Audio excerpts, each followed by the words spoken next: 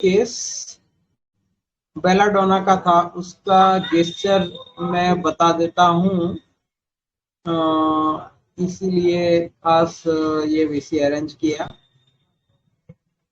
Gesture उसका ये था, मतलब इतनी रेस्टलेस, इतनी परेशान कि अगर एंग्विश वीपिंग विथ वाला रूब्रिक न होता बेलाडोना में, तो शायद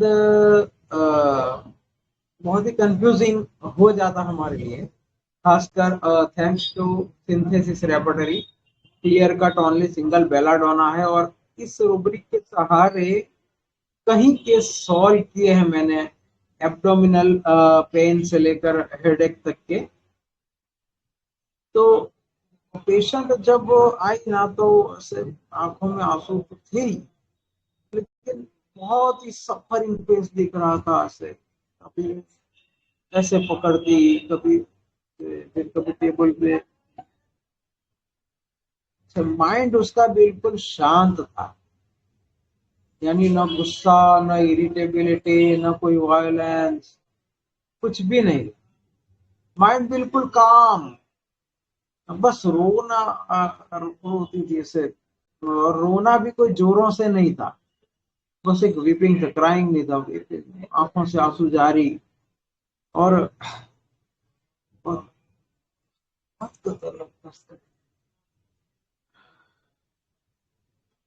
बहुत इस टाइप का एक्सप्रेशन थ्रू आउट केस रहा। कोई क्वेश्चन का, यानी हमारी ही हिम्मत नहीं होती कि क्वेश्चन कुछ पूछें। पेशेंट इतना सफरिंग में था कि हम पूछने के, मतलब ये एक हमारा मोरल ये अलाउ नहीं करता कि उसे कोई वो पोजीशन में ही नहीं थी वो रिप्लाई दे। बस वही हम जनरली पूछते हैं कि हेडेक में क्या ख्याल आ रहे हैं, क्या हो रहा है। तो ये सवाल पूछना मुनासिब ही नहीं था, इतना तकलीफ था, पसीने आ रहे रो रही था।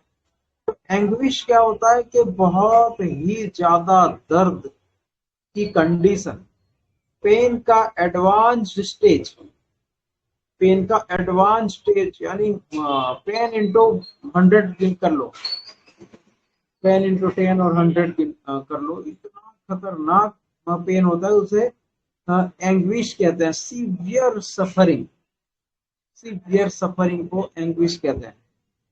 तो एंग्विश विथ वीपिंग, उसमें ओनली बेलाडोना, एंग्विश भी है, यानी बहुत ही दर्द है और साथ में रोना। ये गेस्चर जब हमें दिखे तो वो बेलाडोना ही होता है।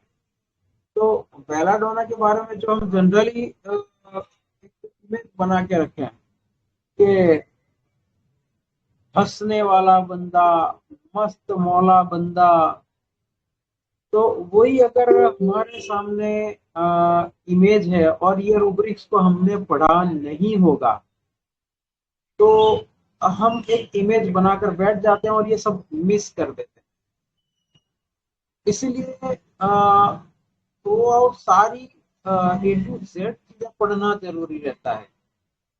अब बेलाडोना का जो मस्ती वाला स्वभाव, हंसते हंसते बोलना, अब ऐसा उसका बिल्कुल उसकी बिल्कुल पोलैरिटी है कि वो घबरा भी इतना जाता है।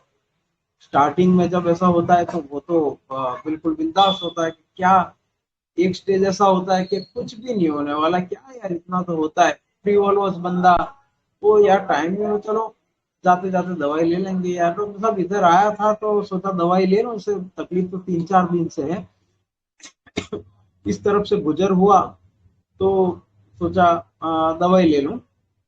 तो ये टाइप का बेलाडोना का ये होता है। या फिर कभी कभी वैसे डॉक्टर साहब, तो क्या आज आपका क्लिनिक खुला देखा, तो चलो आज होम्योपैथी ट्राई कर लेता हूँ, जैसे मेरी दवा मैं वहां से कहीं से ले लेता हूँ। आज देखा आपका क्लिनिक खुला तो चलो ले लेता हूँ, तो स्टेज में भी बेलाडोना आता है। लेकिन बेलाडोना की एक कंडीशन वो भी होती है कि जब वो रोने लगता है दर्द के मारे, और कभी कभी तो उसको गैलोज, पियर गैलोज विथ वाला जो रूब्रिक है, कि बस उसको फांसी का फंदा दिखाई देता है कि अब खत्म, अब नहीं बच पाएंगे, इस टाइप का फीलिंग उसको आता है। तो वो कहावत है ना बूढ़ों की, बड़े बूढ़ों की, जो ट्रेडिशनल कहावत, जब बच्चे बहुत हंसते हैं, बहुत हंसते हैं, तो हम भी छोटे थे तो लोग बड़े कहा करते थे बहुत हंसते, और यानी एक कहावत थी एक्सपीरियंस के हिसाब से, और वो सच भी होता था। कई बार उस बात को सच होते देखा कि बहुत बच्चा हंसता है हंसता है हंसता है, यानी लोग ये कि यार कितना हंसने लगा, कितना मस्ती पे चढ़ा ये। तो बड़े क्या बोलते थे, बहुत मत हंस फिर रोएगा तो बेलाटोना का ये हाल, और ऐसा होता था, हंसता है पूरा दिन, मस्ती मस्ती हंसना, और फिर वो कुछ ना कुछ ऐसा होता है कि वो फिर रोता है या गिर जाता है, कुछ लग जाता है, कुछ भी होता है, रोता है।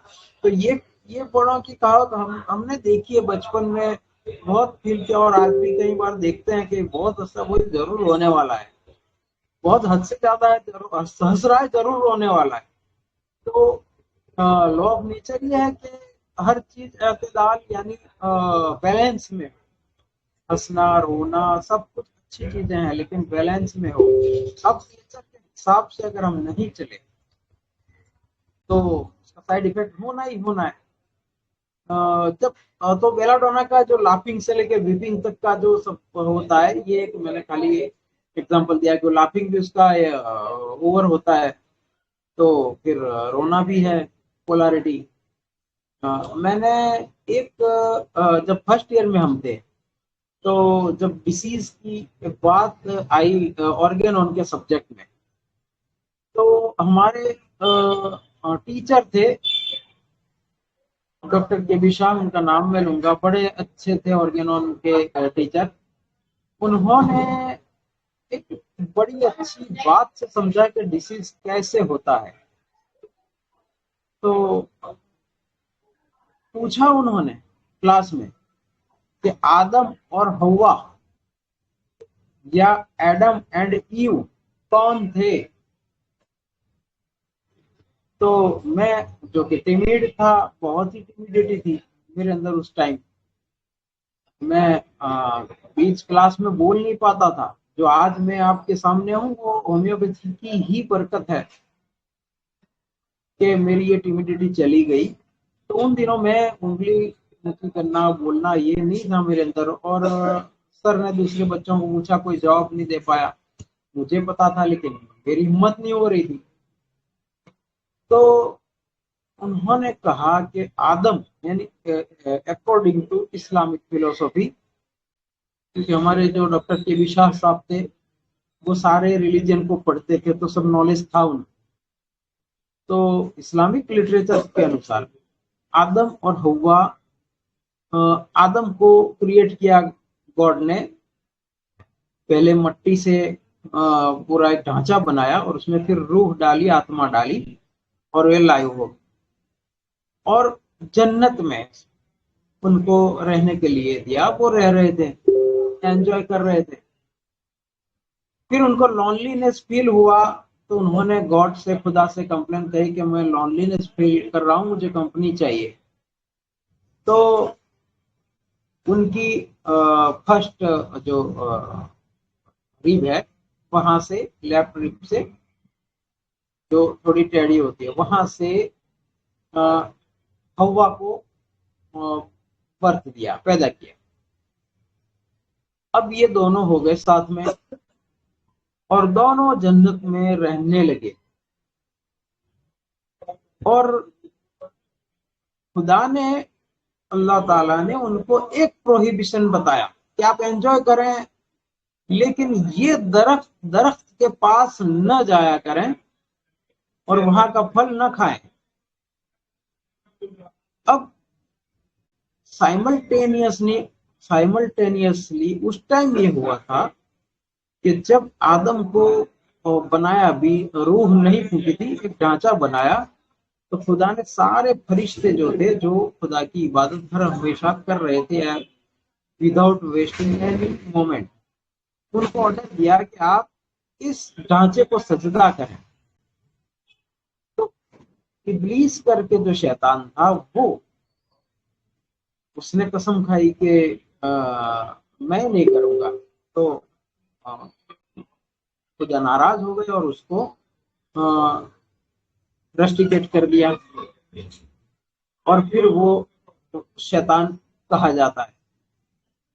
अब ये स्टोरी लंबी है, लेकिन यहाँ डिसीज से रिलेटेड जो बात थी वो इतनी है कि उनको मना किया गया था कि ये फ्रूट ना खाएं, लेकिन हवा ने एक बार ये बात मिस कर गए दिमाग से और बताया कि मुझे फ्रूट खाना है, और आदम उसको फ्रूट लेके दिए, खा लिया। अब ये ब्रीच ऑफ गॉड्स ऑर्डर हो गया, breach of nature's order. Nature ने क्या ऑर्डर दिया था, गॉड ने क्या ऑर्डर दिया था कि ये चीज ना,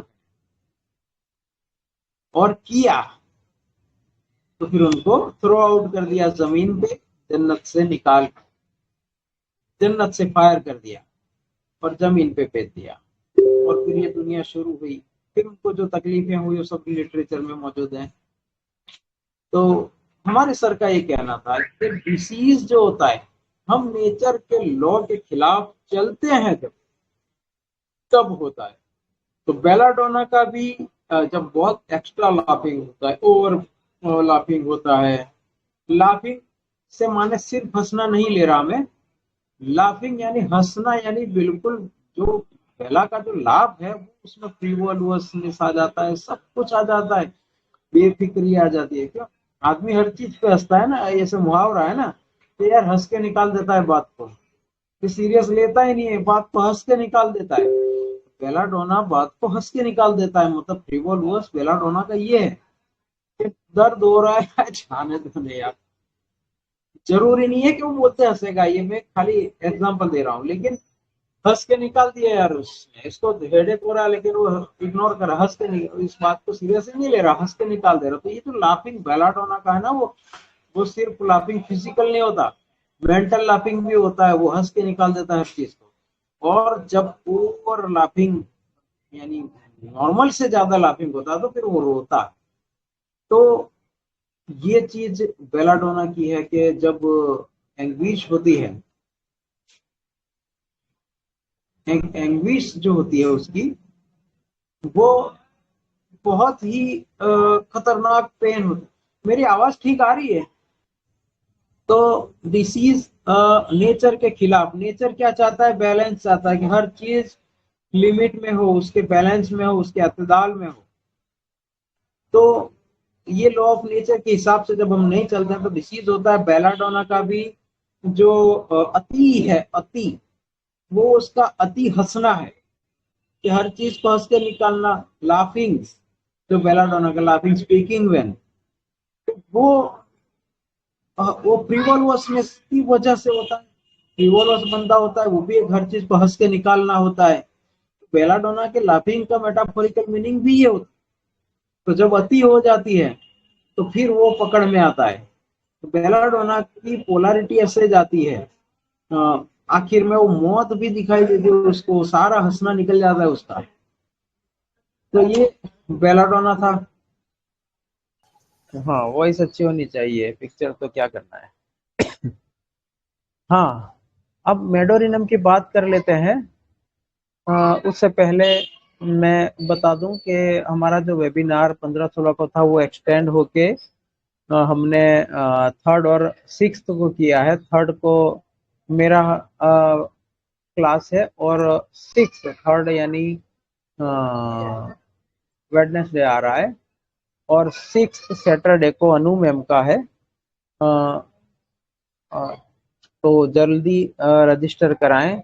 उसमें हम ऐसी, ये मर्तबा जो मेरा केस है वो स्क्वेमस सेल कार्सिनोमा का 2 केस में डिस्कस करने वाला हूँ। और बहुत ही इम्पोर्टेंट बातें होने वाली। अनु मैम की भी कुछ बहुत अच्छे पॉइंट्स है, उन्होंने इस केस के लिए सेव करके रखे हैं इस वेबिनार के लिए। तो जितना हो सके उतना जल्दी रजिस्टर कराएं, बहुत ही मजा आएगा। बहुत ही एक नॉलेजफुल प्रोग्राम रहेगा हमारा, और हमारी प्रैक्टिस के लिए बहुत ही आसानियां पैदा कर देगा।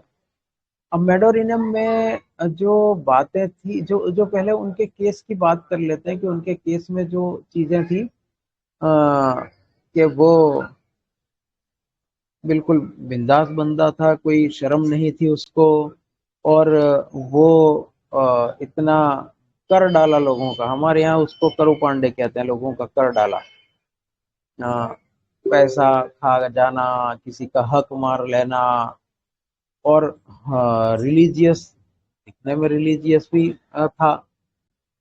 तो रिलीजन क्या होता है वो ये नहीं समझते लोग। रिलीजियन ये नहीं होता है कि चलो तुमने इबादत कर ली या पूजा पाठ कर लिया या रिचुअल्स कर लिए। रिलीजन क्या होता है, ये जो हम रिलीजियस, एक तो हमारे यहाँ जो बिल्कुल फेथ से रिलीजियस, जो जब रूब्रिक लेते हैं हम, तो फेथ से जुड़ जाता है कोई आदमी, फेथ से बिल्कुल टोटल फेथ रहता है, उसे रिलीजियस अफेक्शंस कहते हैं। जैसे कोई बंदा हमसे ऐसे हमारी बात ऐसे मान लेता है कि नहीं, आपके सिवा मुझे किसी की दवा नहीं करनी है, मुझे तो आपसे ही जो आप कहेंगे वही करना है, मैं किसी दूसरे डॉक्टर के पास नहीं जाता हूँ, तो ये एक रिलीजियस अफेक्शंस हो गया है। इसमें सर्वाइल से डिफरेंस ये करना है, डिफरेंशिएट ऐसे करना है, तो सर्वाइल भी ऐसा बोलता है, लेकिन सर्वाइल में क्या, डिसीज के बारे में कि डॉक्टर साहब ये तकलीफ है, अब आप जो कहते हैं वो मैं करूंगा, आप कहेंगे कि ये बंद कर दो, मैं बंद कर दूंगा, आप जो भी परहेज बताएंगे मैं करूंगा, तो वो सर्वाइल हो जाता है। और हमारी जात से उसको अफेक्शन हो जाता है कि नहीं, मेरा तो मतलब ट्रीटमेंट डॉक्टर हारून ही करेंगे, मैं आप ही के पास आता हूँ कुछ भी होता है, तो वो एक रिलीजियस अफेक्शन हो गया। एक तो ये हुआ। दूसरा, रिलीजियन जो डायरेक्ट मीनिंग हमारे मजहब की बात है, तो रिलीजियन में क्या होता है, ओनली इबादतें नहीं होती है कि भाई चलो नमाज पढ़ लिया, पूजा पाठ कर लिया, या भगवान के सामने अगरबत्तियां कर लिया, हाथ जोड़ के खड़े हो गए तो बड़ा रिलीजियस हो गया और बड़ा प्योर हो गया। रिलीजियन का एक कायदे कानून होते हैं, लाइफ स्टाइल जीने का एक तरीका बताया होता है कि आप अपने माँ बाप के साथ कैसे रहते हैं, अपने पड़ोसियों के साथ कैसे रहते हैं, लोगों के साथ आप कैसे रहना है आपको, और लोगों के साथ मामले कैसे करने हैं, पैसों का मामला कैसे करना है, किसी का खाना नहीं है, किसी का हक नहीं मानना, ये सारे रूल्स एंड रेगुलेशन रिलीजियन में होते हैं। तो ये कंप्लीट जब आदमी फॉलो करता है ना, तब बंदा रिलीजियस कहलाता है। इस केस में जो था कि वो पैसे खा जाता था, लोगों का कर डालता था, तो उसका रूब्रिक जो है वो ये है, इनडिफरेंस रिलीजियन टू हिज। अब यहाँ बंदा नमाज पढ़ता दिखाई देता है, तो फिर हम इंडिफरेंस कैसे लें? तो यहाँ जब हमें ये रिलीजियन के मीनिंग का पता नहीं होगा ना, तो हम ये रूब्रिक नहीं ले पाएंगे। Indifference to his religion, इसका क्या मतलब हुआ? ये पूरा रूब्रिक मैं पहले पढ़ लेता हूँ। Indifferent to his religion, not caring if he went to heaven और टू हेल। तो यहाँ पे क्या होता है कि बंदे को कोई पड़ी नहीं है कि वो जन्नत में जाए या जहन्नम में जाए। अब जन्नत में जाने के क्राइटेरिया क्या है? तो रिलीजन को फॉलो किया हो, जो गॉड ने ऑर्डर दिए हैं कि भाई आप एक तो इबादत करो, मेरी पूजा पाठ करो, और लोगों से ऐसा सुलूक कर, लोगों का हक मत मारो, झूठ मत बोलो, लोगों से चीटिंग मत करो, लोगों को बिट्रे मत करो, ये सारे जो रूल्स एंड रेगुलेशन जो हमें दिए हैं गॉड ने, उसको फॉलो करना है, तब जाके वो एग्जाम में पास होगा और उसको जन्नत मिलती है। और अगर ऐसा नहीं किया, यहाँ पे indifference to his religion, not care, यानी कि उसके रिलीजियन से कोई उसको लेना देना ही जैसे नहीं है, भले वो नमाज पढ़ रहा है, लेकिन रिलीजन क्या होता है कि सारे ऑर्डर्स को फॉलो करना है, गलत नहीं करना है, अच्छे काम करने हैं, अगर अच्छे काम नहीं होते हैं तो गलत तो बिल्कुल प्रोहिबिटेड होता है। लेकिन ये इसको क्या पड़ी, ऐसे एक कहावत है कि इसको, एक कहावत यानी मुहावरे में यूज होता है कि इसको पड़ी ही नहीं है कि वो जन्नत में जाए जहन्नम में जाए, क्योंकि जिसको पड़ी होती है और कि भाई हम स्वर्ग में जाएं, या जैसे हिंदू फिलोसॉफी के अनुसार अच्छा जन्म मिले, तो वो अच्छे कर्म करने की फिक्र करता है, बुरे कर्मों से वो डरता है।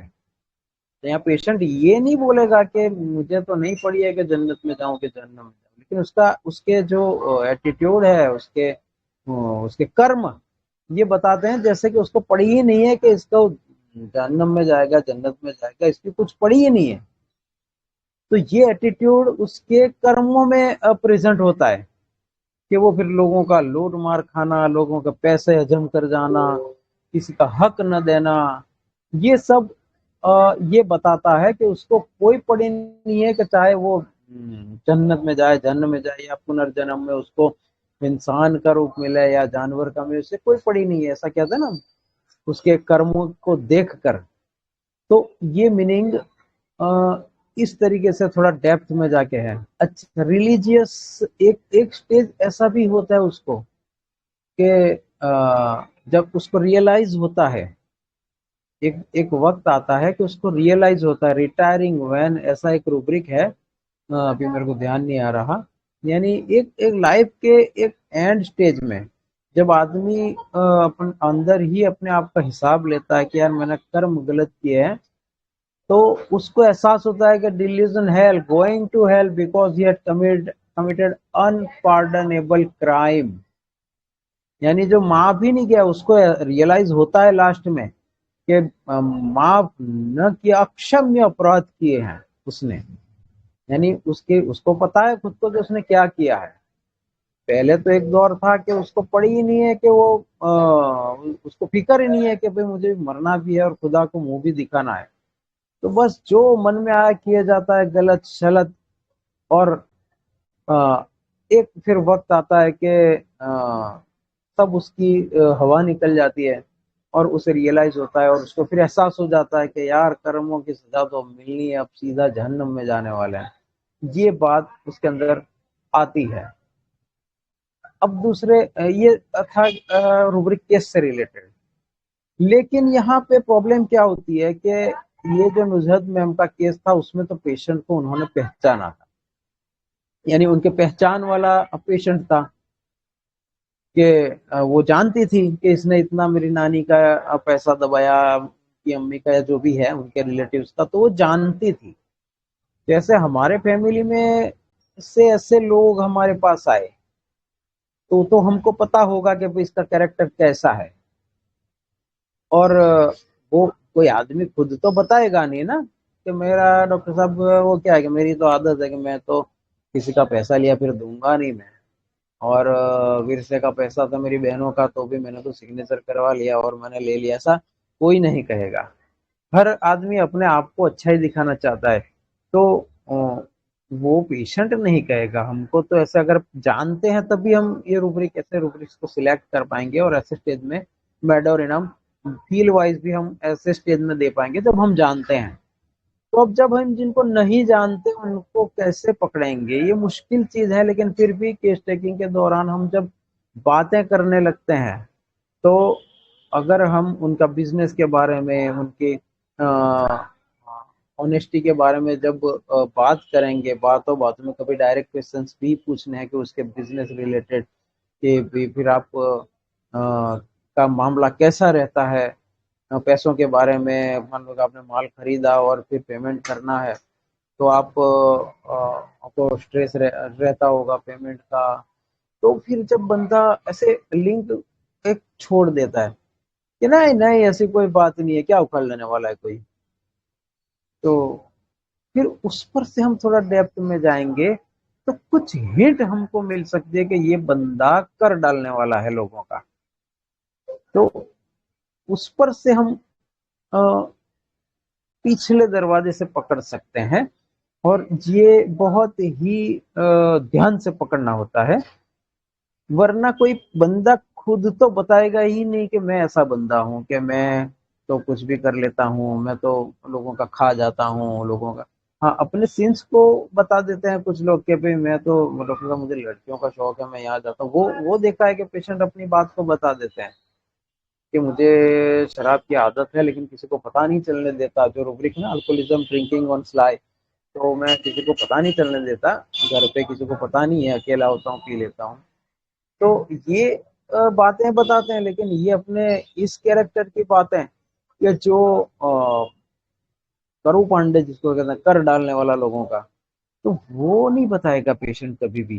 तो हमें उसको पकड़ने के लिए या तो उसके रिश्तेदार उसके पीठ पीछे हमें बताएं, या फिर हमें फिर इनडायरेक्टली उसके बिजनेस और उसके बिजनेस टॉक जब हमारी चल रही होती है तो उसका निचोड़ निकालने के लिए कि ये बंदा ऑनेस्ट है अपने बिजनेस में, या लोगों की बस लोगों को सुला देना है उसको, ऐसा करता है। तो फिर हम इस तरीके से जा सकते हैं कि आपके बिजनेस में ट्रांजेक्शन्स आप कैसे करते हैं, बिलिंग वगैरह आपका कैसे होता है, तो आपको कितना स्ट्रेस रहता है ऊपर बिल पे करने का, या जैसा जिसका बिजनेस उस हिसाब से हम अपने इंटेलेक्ट से ये क्वेश्चंस खड़े करने हैं और फिर उस पर से हमें पकड़ना है कि ये बंदा ऑनेस्ट है या फिर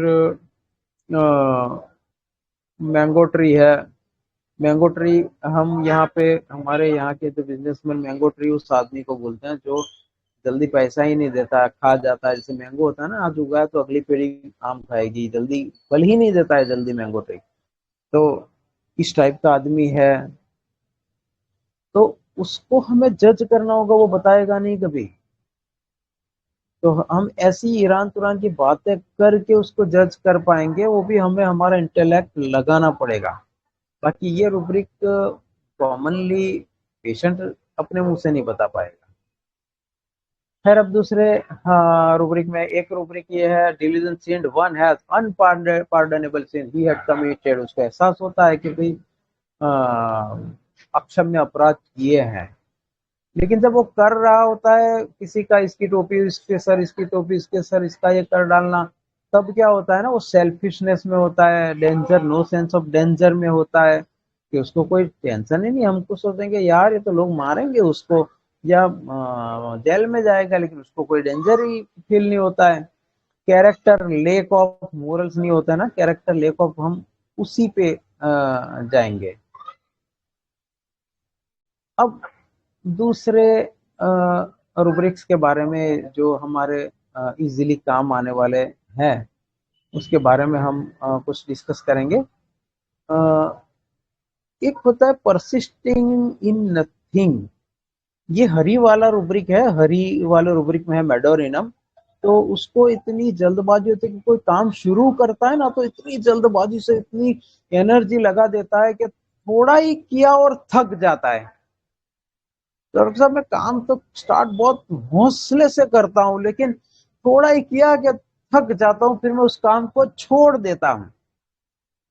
तो ये परसिस्टिंग इन नथिंग, इससे रिलेटेड बहुत सारे रूब्रिक आप पढ़ लीजिए कि काम शुरू करता है, business can not accomplish business, ये रूब्रिक है मेडोरिनम का। और वो क्या होता है ना, हरी हेस्ट एग्जिस्टिंग, ये उसमें रूब्रिक है कंप्लीट डायनेमिक में। हरी हेस्ट एग्जिस्टिंग, एग्जिस्ट करने वाली हरी है उसके अंदर, तो वो एग्जॉस्ट हो जाता है। और फिर क्या होता है, carrot desire to be carrot weakness from single remedy medorrhinum. Doctor साहब बहुत कमजोरी आ रही है, आप कुछ दवाई ऐसी दें मुझे कि कमजोरी दूर हो जाए, मुझे यार ये मुझे यहाँ से निकाली, मुझे कमजोरी मेरी दूर कर दीजिए डॉक्टर साहब। तो उसमें ओनली मेडोरिनम मेडोरिनम है कंप्लीट डायनेमिक्स में। और हरी है एग्जॉस्टिंग में दो ही रेमेडी है। वो थका देने वाली हरी, यानी जल्दबाजी करता, थक जाता है। फिर क्या करता है, postponing everything to next day, business seems to be prolong. हो यार इतना सारा काम करना है, क्योंकि स्टार्टअप ही उतना किया ना, इसलिए जो दौड़ होती है ना, मैराथन दौड़, उसमें एक खास इंस्ट्रक्शन दी जाती है कि स्टार्टिंग से जीतने की कोशिश नहीं करना, स्टार्टिंग से तो स्लोली ही जाना है, फिर धीरे धीरे धीरे स्पीड बढ़ानी है। और जो बंदे स्टार्टिंग से बहुत फास्ट भागते हैं ना, तो वो थक जाते हैं और हार जाते हैं। तो यहाँ पे भी लॉ ऑफ नेचर के खिलाफ ये काम करता है कि कम से जल्दबाजी में मेडोरिनम काम करना शुरू कर दिया और फिर वो थोड़े में ही थक जाता है, और अभी काम तो पूरा बाकी है, तो फिर उसकी थकान इतनी होती है ना कि उसको काम बहुत ज्यादा लगता है। तो यार इतना सारा काम मैं नहीं कर पाऊंगा यार, नहीं पूरा, मेरे तो ताकत ही नहीं है, मैं नहीं पूरा कर पाऊंगा।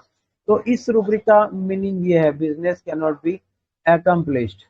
अच्छा, अब जो उसकी मेमोरी के बारे में है कि वो भूलक्कड़ है, भूल जा, मेमोरी रिटेन नहीं कर पाता। और उसकी मेमोरी वीकनेस का जो वो आलम होता है कि वो बोलते बोलते भी वो यानी भूल जाता है कि चालू जो कन्वर्जेशन उसने चालू कर दिया, बोलना शुरू कर दिया, फिर भी वो भूल जाता है, तो बोलने में ही वो अपनी स्पीच को अटका देता है, छोड़ देता है, किसी भी तरह वो एंड कर देता है कि आगे क्या बोलने वाला था भूल गया।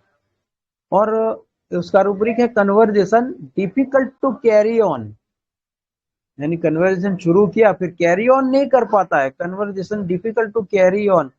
तो अपनी कंप्लेंट्स बताते बताते वो भूल जाता है, फिर वो चुप हो जाता है। हमको लगेगा कि यार क्यों चुप हो गया, या उसने तो अपनी हिस्ट्री बताना शुरू किया था और पास्ट बताना शुरू किया था और फिर वो भूल गया, डॉक्टर और भूल गया, और अब हमको दिखेगा कि कुछ भूल रहा है और फिर वो स्टॉप कर देगा। तो रूब्रिक है conversation difficult to carry on, time quickly appears shorter, passes to today occurred a week ago as if things done। उसको टाइम की डिफिकल्टी यानी उसके दिमाग में सोच के अभी जस्ट हुई ना, जैसे आज बीसी हुई तो मेडोरिनम पेशेंट को कैसा लगेगा, 1 घंटे बाद ही ऐसा लगेगा कि 1 वीक पहले हो गई थी ये, यानी जो अभी हुआ है वो उसको ऐसा लगता है कि काफी दिन हो गए इसको। यहाँ 1 वीक दिया इसका मतलब ये नहीं कि 7 डेज बोलेगा तभी हम इस रूब्रिक को उठाएंगे, लेकिन उसको ऐसा लगता है कि तो काफी दिन हो गए। तो रियल नहीं यार, आप डॉक्टर साहब मैं बहुत दिन बाद आया, अरे यार आप तो 2 दिन पहले तो आए थे यार। तो डॉक्टर साहब बहुत दिन हो गए, मैं 2 दिन पहले आया था, मुझे ऐसा लगा कि बहुत टाइम लंबा टाइम हो गया। अच्छा, cheerful alternating with sadness, medorrhinum का एक लक्षण ये है कि वो अभी फ्रेश, अभी गमज़दा। पेशेंट कहीं कहते हैं कि डॉक्टर साहब बहुत सब कुछ अच्छा नहीं लगता, उदास उदास हो जाता हूँ, तो थोड़ी देर में बिल्कुल फ्री हो जाता हूँ, लेकिन थोड़ी देर में फिर उदास उदास हो जाता हूँ। ये रातों का राजा है, रातों का राजा, उसमें रातों के राजा फिर कुछ भी एडल्टी कुछ भी कर लेते हैं। कुछ मतलब रातों की जो रातों वाले जो कैरेक्टर्स होते हैं, जरूरी नहीं है कि खराब ही हो, लेकिन आमतौर से रातों में फिर ये बहुत सारी चीजें होती है। तो गुलाम अली साहब की गजल है ना, एक बार मैंने किसी वीसी में दोहराई थी, वरना इन तारों भरी रात, जो स्टेमोनियम का मैंने जब रूब्रिक समझाया था पायोस वाला, प्रेइंग, ऐसा कोई रूब्रिक है ना पायोस, ऐसा रातों की पायोस नाइट ऐसा कुछ रूब्रिक है, ठीक है नहीं आ रहा, तो उसमें मैंने समझाया था नॉक्टर्नल पेटी, नॉक्टर्नल पाइटी, यस यस। अच्छा वो है क्या, रिपीटेड एक्सपोजर से हमारे मेमोरी में फिट हो जाता है। नॉक्टर्नल पाइटी में मैंने समझाया था, नॉक्टर्नल पाइटी यानी रात की पवित्रता, रात के अंधेरों में पवित्रता, यानी प्रे भी करता है उसमें, और रात की पवित्रता यानी सब कुछ आ जाता है। मैंने जैसे कहा ना कि इबादत जो होती है ना, रिलीजन, वो सिर्फ नमाज पढ़ना इबादत नहीं है, या भगवान के सामने हाथ जोड़ना सिर्फ वो नहीं है, लेकिन अपने कैरेक्टर को भी पाक रखना होता है। तो स्टेमोनियम क्या होता है ना, डिल्यूजन प्योर हीज वाला भी उसके अंदर होता है ना, फीलिंग। तो वो ये साबित कर, यानी नॉक्टर्नल पाइटी वाला कि वो रात की अंधेरियों में, जो कहते हैं ना वो गजल है गुलाम अली साहब की, एक वादा है जो वफा होता नहीं, वरना इन तारों भरी रातों में क्या क्या होता नहीं। तो गजल वाले लिखने वाले ने जो भी मीनिंग लिया हो, लेकिन उसका मीनिंग ये भी है कि रात की तन्हाई में मैंने गॉड से वादा किया कि मैं बुरा, तू ने जो मना किया है वो मैं नहीं करूंगा, तो मुझे चाहे कुछ भी करने को मिले, अडल्ट्री करने को मिले, शबाब कबाब जो भी करने को मिले, मैं नहीं करता। स्टेमोनियम नहीं करता है वो। रातों की तन्हाई में, रात नाइट क्यों लिया है, रातों में क्या होता है ना कि वो रात की जो अंधेरी होती है ना, उसमें आदमी बहुत सारे क्राइम्स होते हैं, क्योंकि कोई देखने वाला नहीं होता है ना, सब अंधेरी ही अंधेरी, अंधेरा ही अंधेरा होता है, दूर से कोई देख नहीं पाएगा, नजदीक से कोई देख नहीं पाएगा। बड़े बड़े क्राइम्स रातों में होते हैं, एडल्ट्री रातों में बहुत ज्यादा होती है। तो रातों में, रात एक ऐसी चीज है जिसमें बहुत बुरे काम भी इजीली हो सकते हैं कि किसी को पता न चले, अगर कोई दूर से देख लिया तो चेहरा पहचाना नहीं जाएगा, भाग लेंगे, पता नहीं चलेगा। तो रातों में क्राइम करना, गुनाह करना बहुत इजी होता है, कोई समाज पकड़ नहीं पाएगा उसको। यानी मौके भी बहुत मिलते हैं, बहुत अच्छा मौका होता है रातों में अगर गुनाह करना है तो। लेकिन ये रातों में भी पाक रहता है, डॉक्ट्रिनल पाइटी, वो रातों में इबादत में लगा रहता है, प्रेइंग में लगा रहता है। और अपना, और प्रेइंग क्या होता है, सिर्फ नमाज पढ़ना और वो नहीं, लेकिन प्रेइंग वो भी है कि गॉड की रूल्स को फॉलो करना, वो भी गॉड का प्रे करना है। तो ये स्टेमोनियम का था। इसके अंदर रातों का राजा मेडोरिनम है। तो वो जैसे डिलीजन क्राइम वाला जो उसको एहसास होता है कि क्राइम कर लिया हमने बहुत बड़ा, तो वो लास्ट में उसको एहसास होता है। तो ये रातों में नाइट किंग जो होता है, रातों का राजा, तो रातों में फिर ये कुछ भी कर लेता है। शेमलेस बंदा है। कोई शर्म नाम की चीज भी होती है ना, शर्म नाम, एक स्टेज स्ट्रेमोनियम का ऐसा होता है तो उसमें शर्म नाम की कोई चीज नहीं होती है, किसी की शर्म नहीं होती है।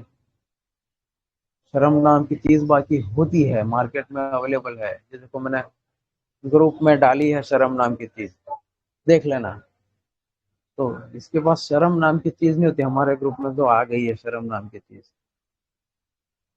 तो ये बंदा बिल्कुल शेमलेस हो जाता है, और फिर जब शर्म ही उठ गई तो फिर चाहे जो कुछ कर ले आदमी, कौन रोकने वाला है उसको। एम्यूजमेंट डिजायर फॉर नाइट, रातों में एम्यूजमेंट। अब मेडोरिनियम का एम्यूजमेंट कैसा होता है, वीक कैरेक्टर वाला बंदा है, लेक ऑफ कैरेक्टर वाला बंदा है, तो फिर एम्यूजमेंट भी उसी लेवल का होगा। और हर मेडोरिनियम का अलग अलग एम्यूजमेंट दिखेगा। अब आगे बढ़ते हैं, जो रूब्रिक रह जाते हैं फिर उसको एंड करते हैं। मेमोरी की तो बात हो गई, डिल्यूजन हेल वाला, हाँ, अल्कोहलिज्म टिमिडिटी फ्रॉम एक रूब्रिक है, तो वो बहुत बड़ा काम आने वाला रूब्रिक है। टिमिडिटी फ्रॉम का मतलब कि हिचकिचाहट है, किसी को कुछ बोलना हो ना तो इसकी हिम्मत नहीं पड़ती है। तो ये लोग क्या करते हैं कई बंदे ऐसे देखे गए, डॉक्टर साहब फिर एक दिन मेरे ऑफिस में मेरा बॉस मेरे को बहुत परेशान कर रहा था, या मेरा एक फलाना पड़ोसी बहुत परेशान कर रहा था, मैं कुछ बोल नहीं पा रहा था, मेरी हिम्मत नहीं हो रही थी। एक बार तो फिर मैंने ठोका और फिर एक टैग लगा लिया और फिर गया, उसकी हवा निकाल दी मैंने। तो ये अल्कोहलिज्म टिमिडिटी फॉर्म होता है कि ये लोग ऐसे होते हैं। इसमें दो रेमेडी है। ये लोग ऐसे होते हैं कि जो यूं तो सामने बोलने की वो झिझक महसूस करते हैं, हिम्मत नहीं होती है, लेकिन फिर जब बोलना ही होता है फिर वो क्या पी लेते हैं, और फिर पी के फिर सामना करते हैं। ऐसे बहुत सारे लोग आपके सामने भी फेस किए होंगे। तो ये पेशेंट बताता है कि फिर मैंने पी के कर लिया, साहब उसकी हवा निकाल दी। Mistakes making time in compound present with past, वही उससे जुड़ा हुआ रूब्रिक। जैसे अभी हुआ है लेकिन 1 वीक अगो हुआ, यानी प्रेजेंट और पास्ट को मिक्स अप कर लेता है। Mistakes making time in past events about, देखिए रूब्रिक है ना, अलग अलग वर्ड्स में, लेकिन एक ही है रूब्रिक। अलग अलग फ्लोर के मुंह से अलग अलग बातें आई तो वो निकाल लेता है, मतलब ये रूब्रिक अलग अलग बन जाते हैं। Delusion torture, read her mind of torture, she must do something. Delusion torture, read her mind, she must do something to rid her mind of the torture. ये टॉर्चर उसका पेन का होता है, ये बहुत ही खतरनाक उसके पेन्स होते हैं। कुछ किताबों में लिखा है कि बॉडी का एक पॉइंट भी नहीं होता है जो दर्द से बच गया हो, इतना खतरनाक उसको दर्द होता है। टॉर्चर सम पेन, हेडेक लेके आएगा तो पूरा हेडेक, एक जगह नहीं बचेगी, टॉर्चर सम पेन होगा उसको। तो ये टॉर्चर के हिसाब से वो फिर क्या कहता है ना कि या कोई भी तकलीफ हो जो टॉर्चर सम हो, उसके लिए इचिंग हो गई, तो पेशेंट कहता है कि डॉक्टर साहब फिर उस टाइम ऐसा लगता है कि मैं कुछ करूं कि दे ये चला जाए। तो ये she must do something to get rid of her mind of the torture, ये रूब्रिक का मीनिंग ये है। delusion animals, persons are animals, rats, mice, insects. इसमें बहुत सारे मीनिंग है, लेकिन ये जो मेडोरिज्म से रिलेटेड के लोगों को यही समझता है ना, लोगों के कर डालता है, लोगों को उल्लू बनाता है, लोगों का हक मार लेता है, यानी लोगों को तो इंसान समझता ही नहीं है, उसका खून खून, लोगों का खून पानी। तो ये लोगों को कीड़े मकोड़े समझता है। यानी इस रूब्रिक का मीनिंग शॉर्ट में समझने के लिए ये समझे, delusion animals, persons are animals, rats, mice, insects, कीड़े मकोड़े कहते हैं ना, चूहे बिल्ली कीड़े मकोड़े हैं। तो ये क्या है, उसका खून खून और दूसरों का खून पानी। तो इस टाइप का उसका ट्रिक है कि दूसरों को चूहे बिल्ली कीड़े मकोड़े क्या है, इनको ध्यान देने का, क्या उनकी जरूरतों का ख्याल रखने का, कि क्या उखाड़ लेने वाला है मेरा। तो ये फीलिंग होती है उसकी। ये बातों बातों में हमें पता चल जाएगा कि ये दूसरों को बिल्कुल जैसे उसका खून खून और दूसरों का खून पानी, लोगों का खून चूसना, लोगों का पैसा दबा देना, यानी उसको ऐसी कोई पड़ी ही नहीं है कि उसका क्या हाल होगा। यानी वो तो यही समझते हैं कि ये तो कीड़े मकोड़े, इनको क्या जरूरत है। एडमोनिशन अक्रॉस इन चिल्ड्रन, इसमें 2 रेमेडी, इसलिए मैं इस रूब्रिक को डिस्कस कर रहा हूँ कि बच्चों को कोई टोकता है ना तो मतलब वो उदास होते हैं, रोते हैं, या उससे नफरत करते हैं, गुस्सा हो जाते हैं। तो ये बच्चे फिर जैसे स्कूल में टीचर ने बोला तो स्कूल जाना पसंद क्यों नहीं जाता, टीचर बोलती है, या ट्यूशन में क्यों नहीं जाता, टीचर बोलती है, इसलिए नहीं जाना। तो ये admonition across in children. Absent minded stand in one place and never accomplishes what he undertakes. ये कहीं लोगों में देखा जाता है कि वो काम करते करते एक बाजू खड़े हो गए, वो कोई दूसरे ध्यान में खो गए। वीक कैरेक्टर अभी डिस्कस हो चुका। Mistakes making homework in in children, ये कुछ पेरेंट्स का जो वर्जन आता है जिसमें ओनली मेडोरिनम है, और हमें ये देनी है कि जब होमवर्क में मिस्टेक, यानी वो स्कूल में तो टीचर कराती है कर लेता है, लेकिन जब होमवर्क दिया जाता है तो होमवर्क में उसकी बहुत गलतियां आती है। सैडनेस वीपिंग एमेलियारेट्स, उसको उदासी इतनी छा जाती है पेशेंट को, इतना उदास हो जाता है कि यानी जैसे उस पे पूरा गम डाल दिया गया हो, ऐसा उदास हो जाता है। और कुछ आंसू बह गए, रो लिया थोड़ा, तो फिर वो रिलैक्स हो जाता है। तो सैडनेस वीपिंग एमिलियरेट्स का मीनिंग ये होता है। स्पीच फिनिश कैन नॉट, जो मैंने अभी बताया कि अपनी बात को भूल जाता है, इसलिए अपनी बात के थ्रेड को खो देता है, और वो बात पूरी नहीं कर पाता है। तो ये थी जो मुझे बातें करनी थी मेटोरिनम के बारे में। एक पॉइंट और रह जाता है कि एक्सट्रीम्स इन बोथ साइड, यानी बैलेंस नहीं रहता है। अगर खुश रहेगा तो बहुत खुश, गम ज्यादा है तो बहुत गम ज्यादा। रडार में उसको प्रोफ्यूजन और इन्वर्जन, बीच वाले स्टेट में आता ही नहीं है। एक्सट्रोवर्टेड होगा तो एक्सट्रोवर्टेड, सबसे मिलना, ओवर एक्साइटेड, और टिमिडिटी आएगी तो फिर टिमिड, रिजर्व्ड, लोगों से ये मिलना सानवी, जुलना मम्मी कम, की मोबाइल लाओ। ये सब रहता है। और जब टिमिडिटी के स्टेज में होता है तो फिर पूजा लाइकों की तरह misrepresent themselves on to others, ऐसा लिखा हुआ है रडार में। यानी फिर वो एफेक्टेशन, यानी जो है वो नहीं बताते हैं, छुपाते हैं। और हाँ, ये जो मैंने अभी समझाया उसको रडार में बहुत अच्छे से एक्सप्लेन किया है। रिलीजियस फैनाटिक्स व्हेन रिटायरिंग, एक स्टेज तो वो था कि इंडिफरेंट टू रिलीजन इज, चाहे जन्नत में जाए चाहे जहन्नम में जाए, कोई फिक्र ही नहीं है, बस बुरे कर्म किए जा रहा है, उसको पड़ी ही नहीं है उसको कि मुझे गॉड ने ये चीजें फॉरबिड करी है तो मुझे नहीं करनी चाहिए, और इसकी सजा मिलेगी, ऐसा कोई पड़ी नहीं है। सजा मिले जन्नत मिले कोई परवाह नहीं। और जब रिटायरिंग, व्हेन रिटायरिंग, यानी जब आखिरी जो शाम होती है जिंदगी, तब वो रिलीजियस फैनाटिसिज्म में आता है, रिलीजियस बनने लगता है, और फिर गिल्ट अबाउट फॉर्मर लाइफ, यानी फिर उसको अफसोस होता है कि मैंने तो अनपार्डनेबल क्राइम किए हैं। तो ये चीजें थी, और तो कुछ रह नहीं। हाँ, या ये मेन चीज, डायपर रैश। डायपर रैश में मैंने ये दवाई बहुत दी है, वो स्पेसिफिक है, डायपर रैश 1 mg का डोज देते हैं तो डायपर रैश चली जाती है बच्चों को, जो डायपर रैश होती है।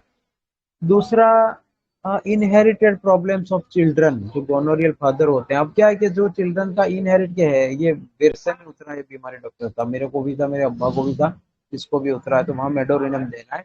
यहाँ गोनोरियल लिखा हुआ है, उसमें कैंट साहब गोनोरियल फादर, लेकिन वो फादर यानी फर्स्ट जो रिसेंट पहला फादर जो हमारा हमारा बाप है, वही फादर नहीं गिना जाता, लेकिन दादा दादा वो सब फादर गिने जाते हैं।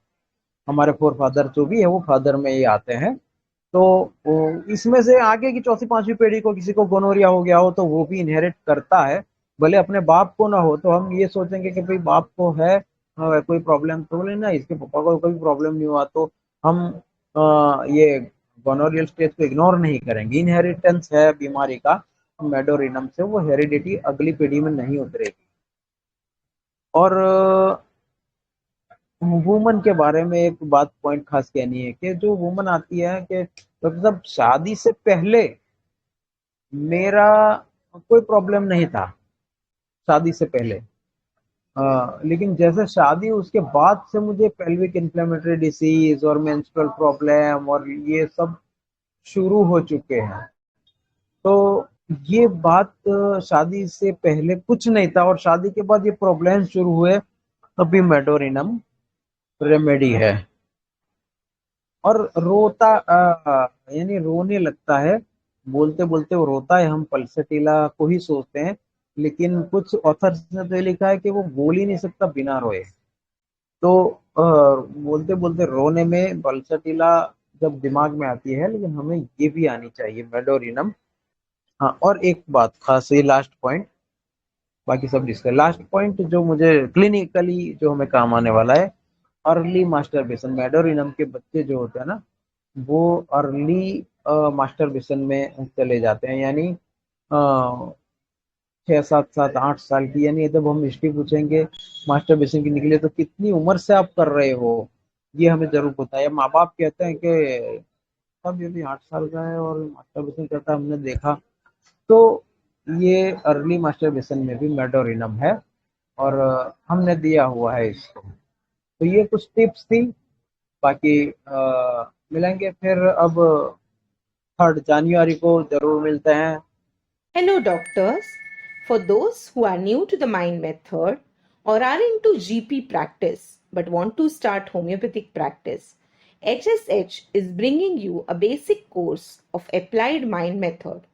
The basic course starts in January 24, where we will teach you rubric selection, common version of patients, daily used rubrics and remedies, entry point of those remedies, confirmatory questions of remedies. You will get recording of these sessions for 3 months. This course will enable you to start your practice independently. With a very minimum fee of Rs 500 per month, you can enroll for our program. This course will connect you to a group of mentors who are always ready to help you anytime you are stuck in your case. For more details, contact Dr. Ashok Avadhia. Phone number 9893805528. Thank you.